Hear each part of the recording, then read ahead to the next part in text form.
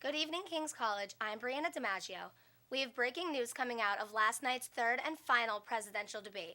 We're going to the newsroom with political correspondent Frank Barangi, along with Trump supporter Madison Ziemba and undecided voter Owen Vaughn. Thank you, Brianna. We have breaking news coming in from last night's debate, the third presidential debate and the final one, as we're 2 weeks away or 3 weeks away from Election Day.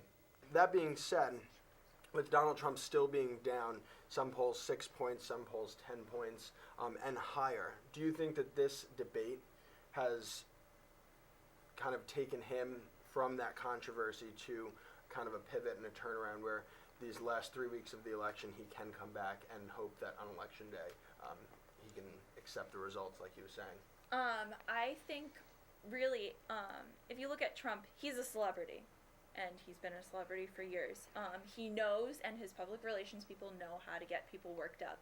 And that is what some people like about him, that he is controversial. And I feel like that statement that he made, that he might not accept the election, I think is just really there just to get people talking. Because really, what is he going to do if he loses? Right. He can't really do much. So I think it's really just there to get his fans riled up and to get them going out to vote for him at the polls.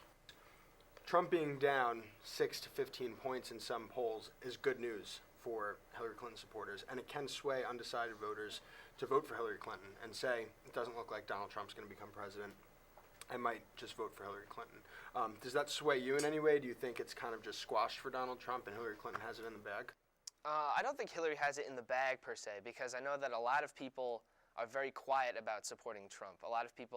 I've heard from a lot of people that they haven't told anybody that they support him, but in fact they are going to go vote for him on Election Day. So I think we still might be surprised at the end. I don't think Trump's completely defeated, but I do think that last night's debate did leave Clinton a little ahead. Yeah, and again, I think what you said, a lot of people don't think Trump is defeated. CNN had Trump winning, or Hillary winning the debate 52 to 39, and Rasmussen had Donald Trump winning 43 to 40. So there's a lot of different angles that people think that the Trump campaign is going in. Will Hillary Clinton just play defense? And Hillary Clinton was saying that Donald Trump should denounce Russia, and a lot of intelligence people in our government are saying that Russia is behind these attacks.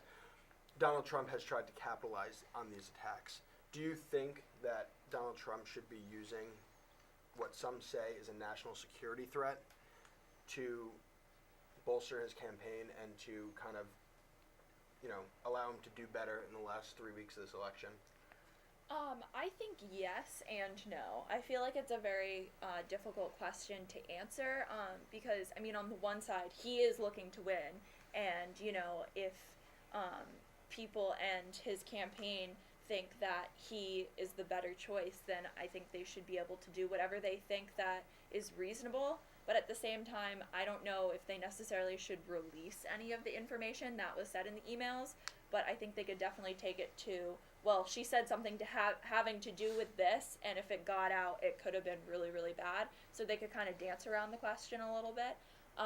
But I think definitely he needs to use it more to his advantage, because I don't think it's been touched on as much as it could be.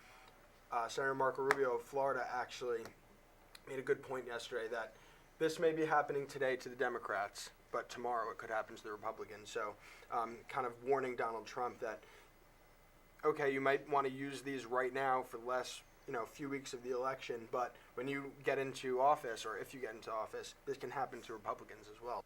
So to take away from last night's debate, Donald Trump may or may not accept the results of the election, like he said. Hillary Clinton will still face mounting pressure about what happened with her emails and what is going on with WikiLeaks. And the last few weeks of the election is definitely going to be a memorable one and a historic one. And Election Day here, tune in, and we'll keep you covered. So thanks. Back to you, Bree. Thank you, Frank. This election has certainly been unprecedented, and November 8th will be historic regardless of who wins. Don't forget to tune in on the 8th for all of your Election Day coverage. With that, I'm Brianna DiMaggio, and from all of us at King's College Television, have a great day.